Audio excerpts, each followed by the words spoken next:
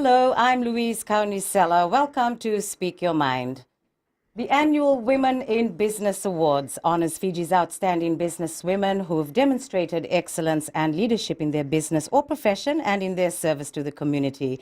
Our guest today is the president of the Women in Business, Dr. Nurbanu Ali, and executive board member Vera Stute. Welcome to Speak Your Mind. Thank you. All right. Now, firstly, could you give us a little history of how and when Women in Business started in Fiji?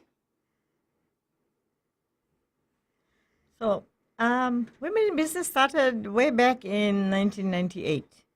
It's an organization. Its inception actually happened in 1998. And it happened, I'm happy to report, in my office. At that time, I was a young accountant and just had started my own practice. And I'm, in response to how women were, I wasn't even respected. I wasn't even regarded. I was like an anomaly in the system. So, and I thought, how many other women must be feeling the same way, like feeling so out of place in this male world, and what am I doing in this world? That's the kind of question that was being thrown at. Okay. People came to my office asking me, who's the boss? Where's the boss? And they had to deal with me. And I said, okay. So I thought about it. I said, this is not fair, right? So we talked to a few of my colleagues in business at the time. And we all got together one afternoon for coffee, and we decided that, okay, we should gather the women in business and commerce together to provide a platform, because when we looked around, there's no platform for us to where we could go and share, because we were so few at the time, even now, even so. But there is not many platforms where women can go and exchange and share ideas and grow, Right. and grow their businesses and, really grow themselves. So we thought, okay, we should have our own platform, Right. called Women in Business. So we started. And it has was slow and kind of up and down, much like Fiji. And then last 10 to 12 years, it's been very consistently just growing one way.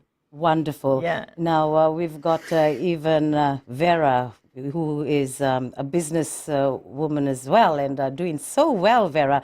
But how is the WIB Awards organized? For the categories? The I mean, awards? like how do you go about it, getting women to be nominated for the awards, which is happening in the month of... July. 5th of July is the awards night. Oh, okay. So where are you going to have it? GPH. GPH. Yeah. Okay. So what happens? So what happens is we've got, of course, our criteria for the number of years, and as it's evolving, the award categories have evolved as well. So we've got mainly the Businesswoman of the Year, the Executive Woman of the Year. We used to, but then it morphed into something bigger, Okay. So now we've got not only the Businesswoman of the Year, which is, we've got the businesswoman, the executive woman, the aspiring entrepreneur. But within the executive, then we've then added manager a couple of years ago. And now, even we've gone even further. Now we're splitting the manager in two. We've got senior manager and manager. Because we see, in response to our awards, we believe that a lot of our work has propelled the rise of women into senior leadership roles, which is really encouraging for us to see, and for us to have this problem of creating new awards. It is a welcome problem. It's a nice thing to deal with, because we Yes. know that women are progressing and they're rising up. Right. But what remains, so what we do is we launch the awards with our sponsor, of course, Westpac, and then open up for nominations. So it opened up late February, and it's still going until end of May. So end Okay. of May, the nominations close for all these categories. And as well, there's also an employer of choice, by the way. Oh, okay. Yeah, so all these are open right now, and they will close next week, Friday, which is the 31st of May. So we don't have much time. So who can nominate a woman for the WIB Awards?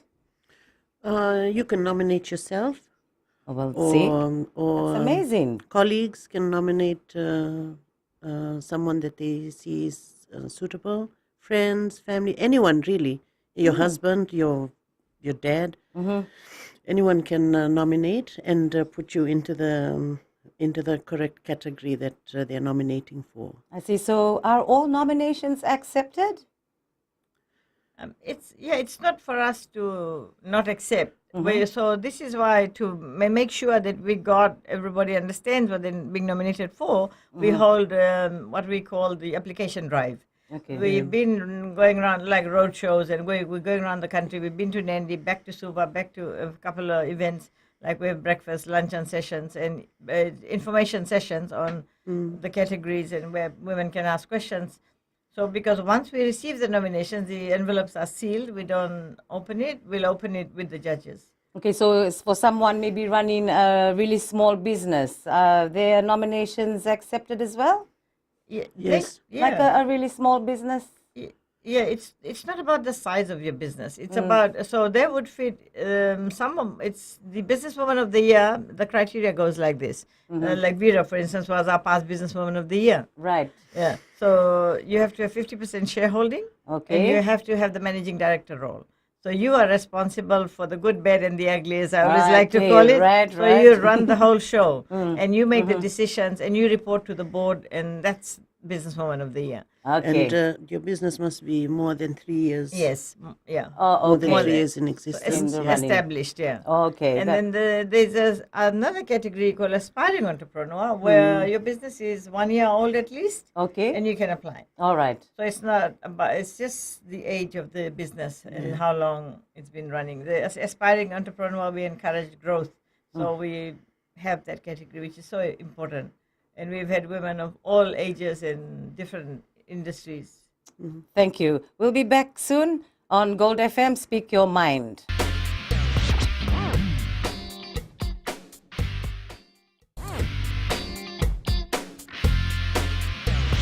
Welcome back to Speak Your Mind on Gold FM, and we've got in the studio with us from the Women in Business President, Dr. Noor Ali, and also Executive Board Member, Vera Shute, and it's very nice to have you on the program.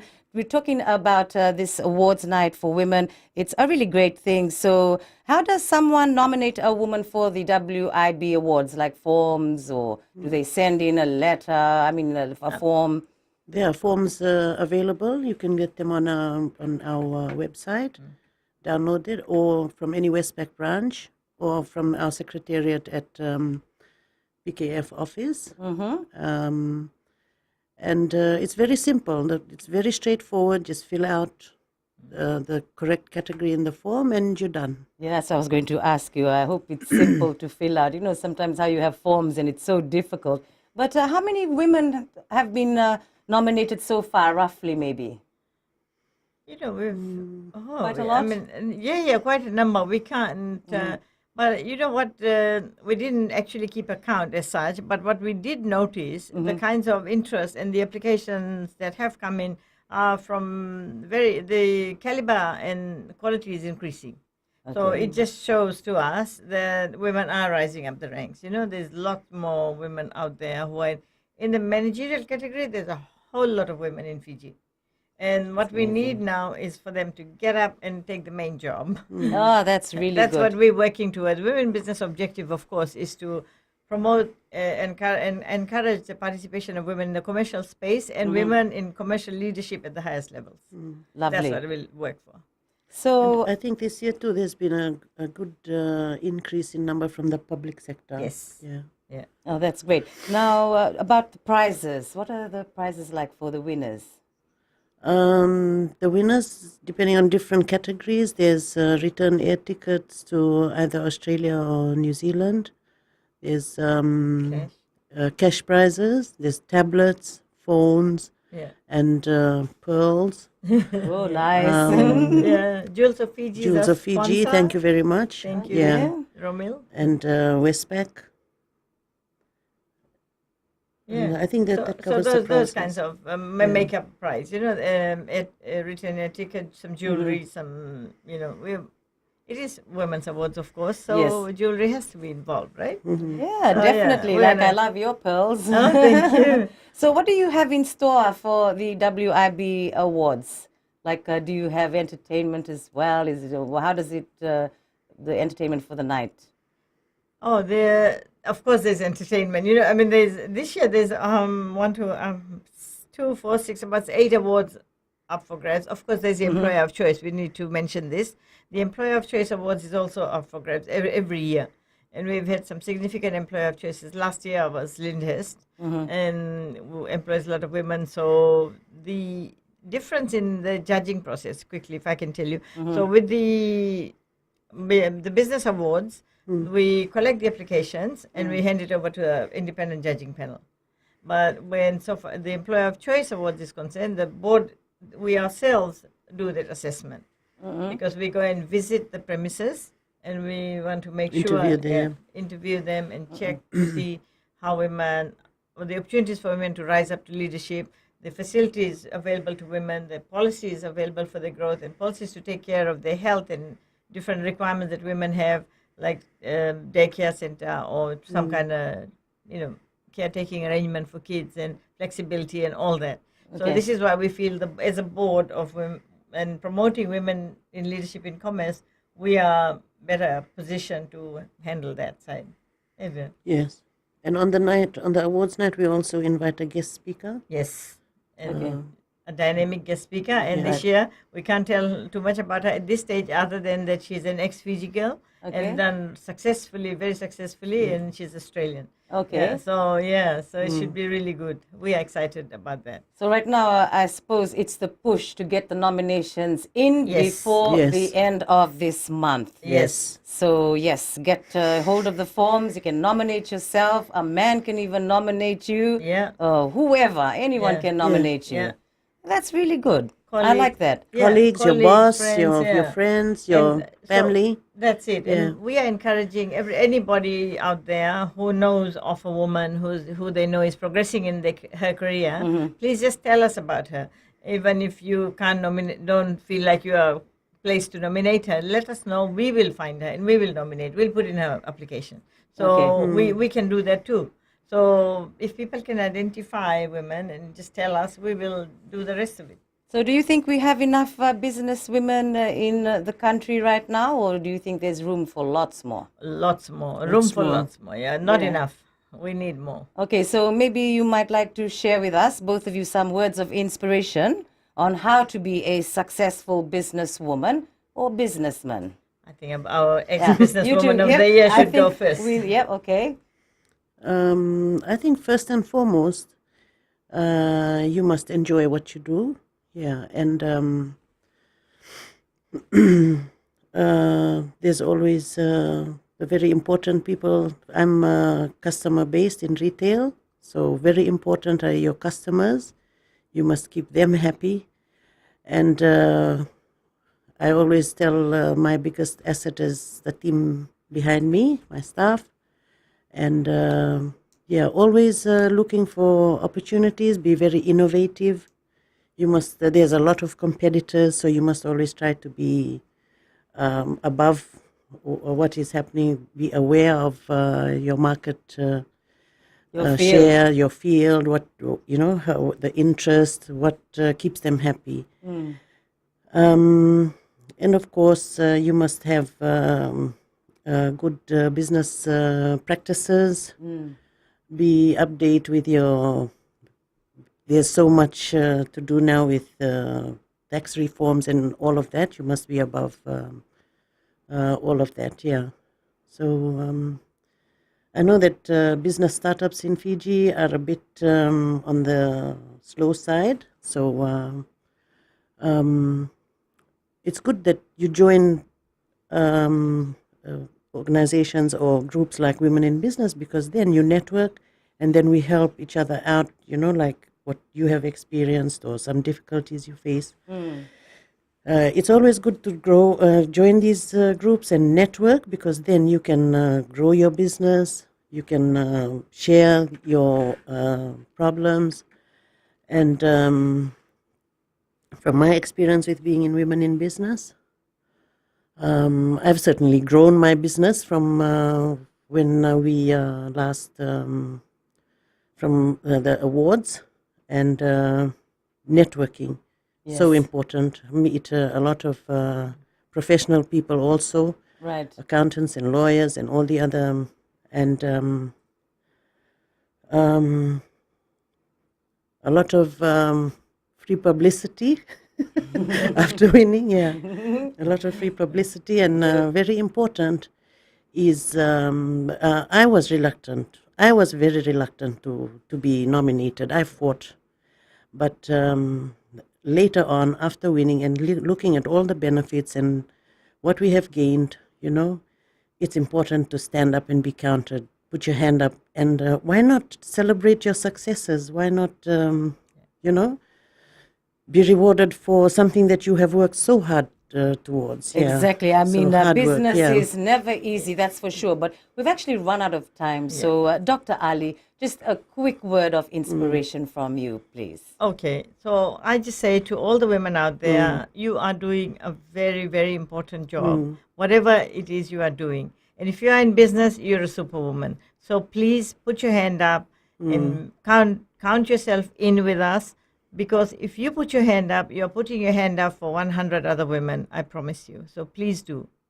Thank you very much. Thank you for coming to Speak Your Mind today. The president of Women in Business, Dr. Noor Bano. Pleasure talking to you, as well as executive board member Vera Vinaka.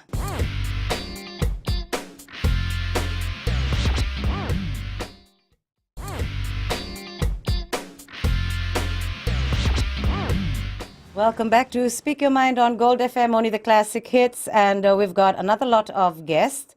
And we have today from the Ministry of Rural and Maritime Services. Yes, we have our friends here with us. Maybe you'd like to introduce yourselves, please. Yes, Bulavinaka Luis, Bulavinaka to everyone. My name is Rusiati Mbalilibuk. I'm the Acting Senior Administration Officer Media for the Ministry of Rural and Maritime Development. Bulavinaka, I'm Tsone Selala, Senior Administration Officer Projects. Okay, well, welcome to Speak Your Mind. Lovely to have you. Thank you. And yes, thank you. Now, you have your government expo. I believe it was first opened by the Prime Minister in KRC, if I'm right? Yes. That's right. So this is the first time we are doing this, the Fiji Government Services Expo. Before it used to be called the Government Roadshows. Okay. That's normally been hosted by the divisional commissioners, and each divisions host their own government roadshows. We've decided to take it to another notch, and we've named it as Government Services Expo, which has changed a lot of things. The setup mainly, in terms of how we set up the booths and just how we are taking the services as well. Okay. So that's why we normally call it as Expo rather than calling it a road show, because of the names. As it makes a lot of difference in terms of how people view it. Okay, so when you say the setup, what's different about the setup in the expo compared to the roadshow? So the setup that we did in KSC, we have a main expo village that will have most of the agencies to be set up in, and it's normally before that we will have a horseshoe setup where you just see sheds being built around, and you'll have a main stage in the middle, and then you'll see the sheds being built around. But this one will just try and make it like an exhibition or an expo, so that people can actually take it seriously when they go into the event days, and they can make use of the services that have been offered by government and private sectors. Okay, so what can villagers expect in the Government Services Expo in Vaturowa, the Kondrove? Or in other words, what can they find? At the moment, 47 agencies have confirmed their participation in Vaturowa. That's a lot. Yeah, so of the 47 agencies, you have the government agencies, you have the NGOs, we have the tertiary institutions, financial institutions, we also have the automotive dealers, some hardware suppliers, telecommunication for DCL, Vodafone. We also have Walesi coming over. It's a huge Yes, amount of people. Even insurance companies, they'll be there in Vaturowa. So in the Tian of Vaturowa, at the school Vaturowa Koroyalau Primary and Secondary School, there's a school ground there. So the Government Service Expo will be hosted in that school. And it's a 2-day... Yeah, it's a 2-day event. So 1 week from now, so the 28th and the 29th of May. So actually 1 week from today. Yes, Tuesday and Wednesday Next week. Tuesday and Wednesday. So is everyone excited there? So Vaturova, you're probably expecting people to come from all over Yes, all the surrounding areas as Yes. well. So Vaturova is close to where in the Kondrove? For Vaturaba, it's close to Savu. Okay. So we have the Tikena of Tawake, Tikena Sangani, Tikena of Vaturaba, where we'll be hosting the expo. Then you have Tikena Navatu, Koroalau, who all be who are the target groups for the expo. But it doesn't exclude other areas. So we all the other areas can come into the.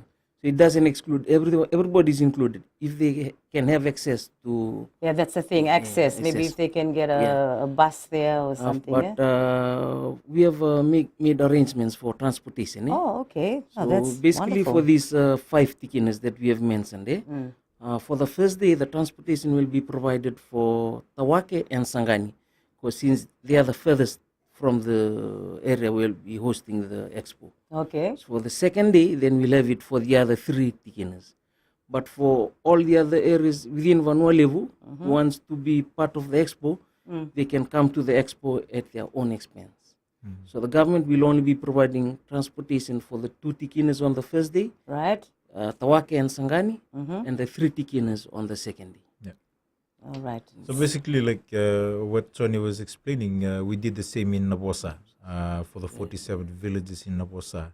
47 villages. 47 That's a villages. lot. Can you tell me how it went? Yeah, it was a good challenge because Nabosa is pretty scattered out as well. You have villages as far as Matokana, and transportation was provided. Even that, they still managed to get more than one transport. So they paid their own way. Some because they have the chief guest as the prime minister. They Exactly. made sure to attend the event and just to have a conversation with him during the Talano sessions Oh, okay. on the first day. Yeah. Yeah. So it was quite a huge number who turned out in the 2 days, close to 12,000 of people from Kiasi. Some came as far as Nandi. They Wow. had it on the radio, on the advertising, and they just decided to come on the day because they have other road that links to that can come in from Ba, then coming into the hills of Nabosa. So Right. people, they take advantage of this expo. Yeah. I mean, they should do too, because I mean, like for us here living in Suva or in towns, we take for granted the services that government Yeah. has to offer, while our friends who live in remote areas, sometimes it can, the little simplest things can be so difficult for them. So maybe you can tell us what are some of the challenges faced by the individuals living in remote areas in accessing government services.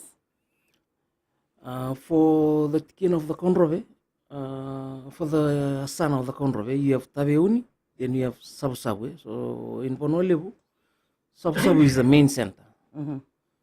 So most of these villages, they are far away from Sabusabu to access all the services, whatever, all the like for tin letter, birth certificates, all the small things that we need. Yeah, the things that we take for Yes, granted. take We'll, for we'll get granted. back to that soon on Speak Your Mind. Don't go anywhere. We'll be back in a moment.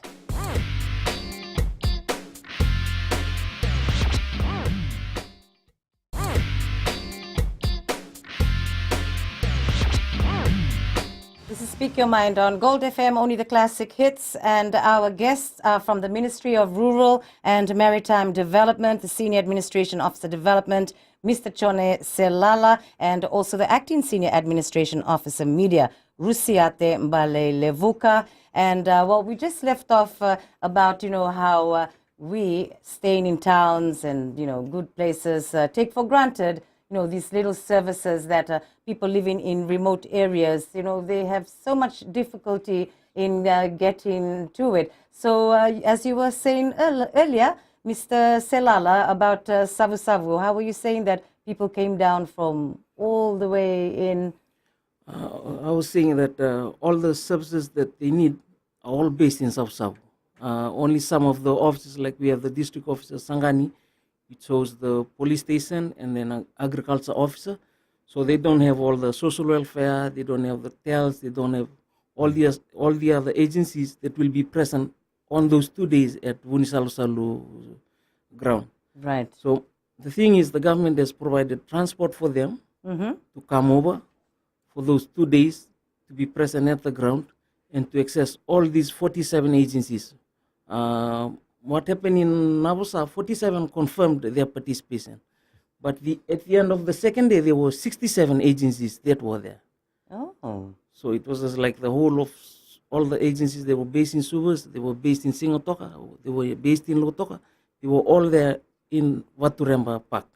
So the same thing is going to happen in Vunisalu, where Korolau, Waturova Secondary and Primary School are based. Right. So all the 40, 50 agencies will be there.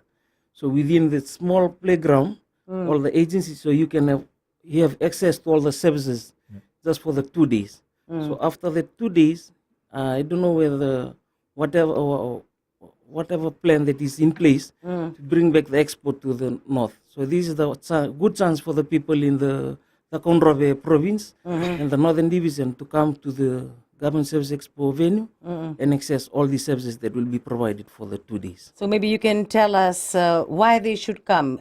But actually, about in Namosi, what was your observation? What were in Navosa? What was your observation about people coming for services? What were they coming for the most? Like, they just. I think one of the something that I observed in the 2 days was the booths. We have Kings Chinif. We took up Kings Chinif to Navosa. We asked them if they can come with us, and they gave a really good discount on all the photos that they printed out. $1 per passport photo, and sometimes they gave it for free because some of those people were not, aware of the costs. But Kings Chinif births, deaths, and marriage certificate, the BDM booths was really packed out. I believe so. That one is always popular. Social welfare, women's. We have the Itoke Affairs Ministry.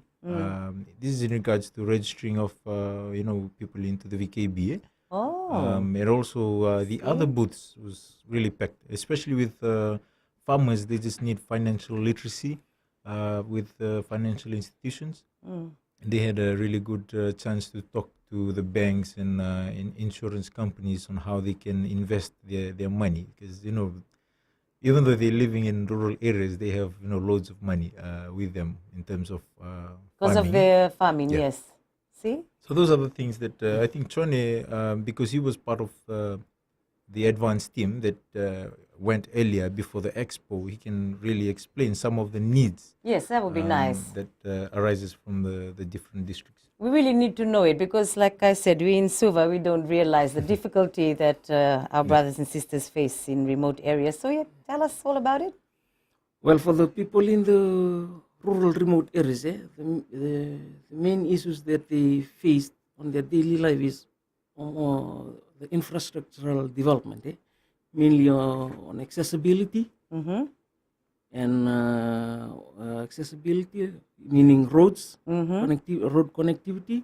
Then you have the problems with their water sources, like how they get the the supply of constant supply of clean drinking water. That's the main issue that we face every time when we come.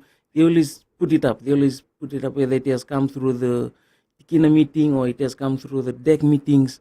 So those were the issues that they raised it up. So we put this, we consolidate these issues.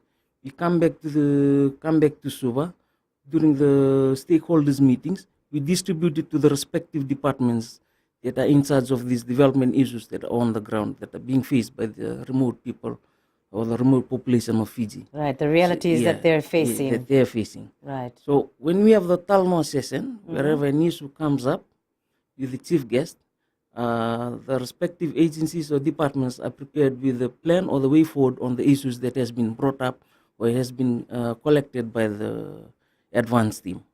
Okay. And for Vonuelevu, it's the same issue for those Tikinas. You have accessibility, meaning the roads. They have problems with water. They have problems with energy, connectivity, and they have problems with the network, with the telephone network.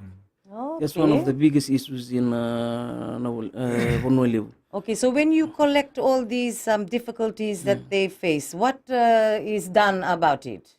So, like I was explaining it before, we bring it together, we consolidate it, then we send it to the respective agencies who are responsible for these issues. Okay, so and then it gets done. Yeah, and then that's For for them. follow-up. Yeah, it's being followed up by them, or they propose the way forward on how to deal with those issues. Right. Yeah. Oh, that's So great. that's the intent of the collection of these development issues from the. Okay. Well, we'll be back soon on Speak Your Mind. Stay with us.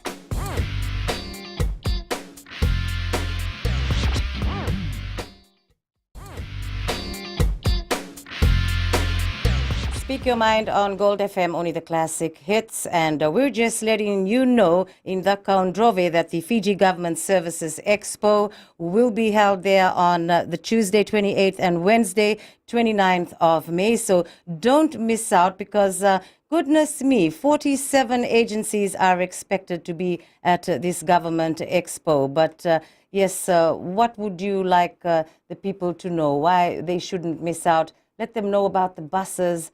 This is really important. I mean, how do you promote your going into areas like this? Well, firstly, when you've just mentioned about the agencies, as you speak, the other agencies have been emailing. So we have 50 now, 50 agencies. So just in the just in course the of the span time that of we've been talking, right? Okay. Just with that, it shows the level of interest as well in our businesses and our stakeholders and how they wanted to take their services to the people on the ground, especially in rural areas. We've got like really good feedbacks from some companies and agencies who came back and told us that they have never gotten this many number of people visiting their companies or knowing about them within a span of 2 days, and they've been struggling to do that for about 6 months or in a year to get that many people, coming and talk to them about their services. Yes. I think like we've talked about how we take it for granted, the services that we get access every day. Just taking about 5 minutes bus ride to the town and getting these services. And these are some of the villages, like Tony was telling us when he came back from Vonoleu, the difficulties they face just to get to the main, to Sabu town. It's amazing that they still enjoy living in the village, but at the same time, they can just go with whatever they can. So right now, people are talking about it. We're using our media platforms. We've gone with radio advertising. Now what we're doing on these talkback shows and maximizing on our digital platforms and just asking our friends in the north to share and talk about it. Yes, We word have, of mouth is always pretty fast as well. And we have our hashtag as Look North, hashtag Okay. Look North, just to align it with the Look North policy that the government have in terms of moving the developments and the services to the north, and that's where we are right now. It's getting really successful in how we are seeing the reaction from agencies. That's Some really good. are getting the news just through the ads. Oh, okay, lovely. Yeah. Because this kind of thing, it is very good for our people because, I mean, if you look at it, they live in the rural areas, but, they can go into really viable businesses. I mean, I'm just looking around us, our sea and our land, that's gold in itself, but obviously it needs to be worked on. So I'm sure when you have these kind of expos, you're giving them the opportunity to, wake up and see and help them do something which they could even become a millionaire. What do you think? I think Choi can also talk about some of the experiences that they have when they go out to the villages, not only with what the issues that brought up, just in general in the transportation and how they can reach some of the villages. Okay. As for for the experiences from the advanced team. I'll just tell you a story about when we went to Mbiangunu village. We went to Mbiangunu village, then we met one vanilla farmer in Mbiangunu village. Right. I have never seen vanilla, the real vanilla plant, my whole life. So Okay. I never knew what was vanilla. Mm. So we saw it was being dried in the sun. So I was just curious and I asked someone, hey, what's this? And he said, hey, that's vanilla. Seriously? Yeah. Can you show me the real vanilla? So we went to the farmer and he explained it to us on how he came to that stage, from the planting, then then harvesting, then cooking, then drying. Right. Then I asked him, what's the price of this if you're going to sell it? Then he told me that the minimum price is $300 kg. Ooh, beat the And- drug again. Yeah, and the offer that has come to me lately, like I was in Beomun on Friday, so he told me the offer that has come to me lately is from a Mexican guy, and he's offering me $800 a kg for the vanilla. Wow. Well, So And how did he get this knowledge? I'm interested. I mean, in that village, that's quite remote as In well. Biangunu village. Now, Biangunu village is just next to the main road coming from Sabsabu to Wainingandru. Oh, I Wainingandru is see. where you have the landing that you travel. Where if you want to go right to Undu Point, Yes. you have to go there. You can only go right up to Wainingandru. Then you have to travel by boat to. Wow, The man. Tikina Imagine Kawaki. getting a deal like that. I Yeah. mean, if he can do it, I'm sure other Yes, other yes, people can do it as well. I think, it's good. The only other person who is doing it is in Wainandoi. That's what he told us. Okay. So he came when he started having interest in cultivating vanilla. So while the Ministry of Agriculture helped him in training, for how See? so he came to Wainandoi. There's another vanilla farmer in Wainandoi. Oh, So okay. he he learned all the tricks about the cultivation of vanilla and treatment until it's ready for sale. So there you go. I mean, that's what the government expo is Yes, all about. So if people go there, they can, get some knowledge and know what they can do to, have a better life. Yeah. Yes. Yeah. So, yeah. The other point about the expo is it's not about taking the services to the people, since we are also involving school children. yeah.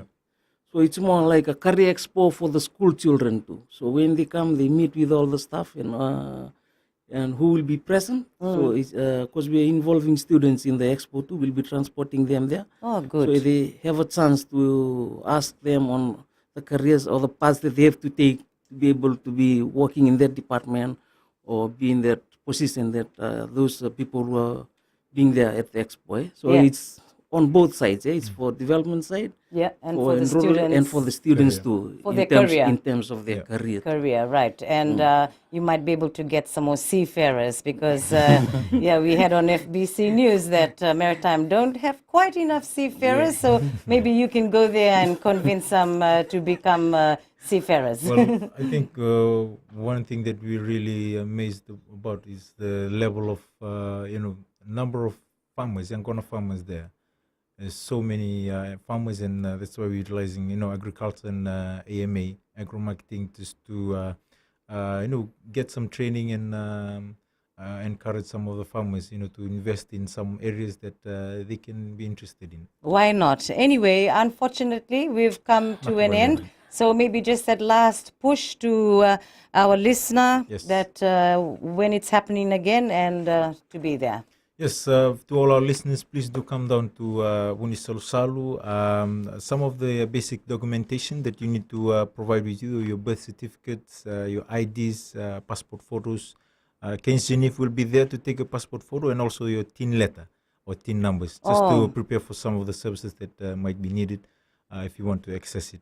So do come down Tuesday and Wednesday next week at Vunisolo Salu Ground in Vaturau. Yes, make the most of it. Many thanks for coming on the show again from the Ministry of Rural and Maritime Development, the Senior Administration Officer Development, Mr. Chone Selala Vinaka, and also to the Acting Senior Administration Officer Media, Rusiate.